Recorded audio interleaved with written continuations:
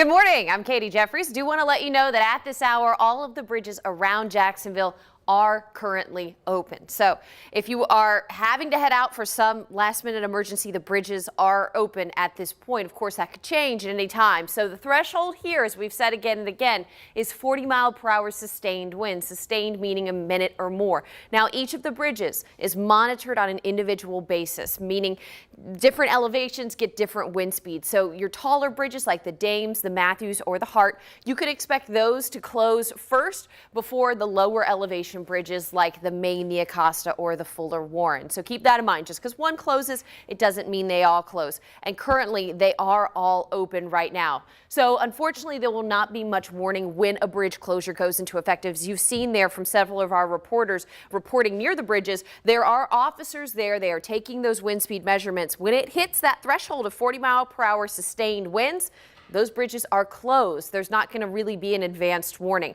The only warning that we had about a bridge closure was in Glenn County. The Sidney Lanier closed last night at 8 p.m. But again, that's the only bridge closure in our area currently. So we are watching the situation. We're watching the wind speeds as well as the bridges out there. As soon as a bridge closure comes in, we will let you know immediately.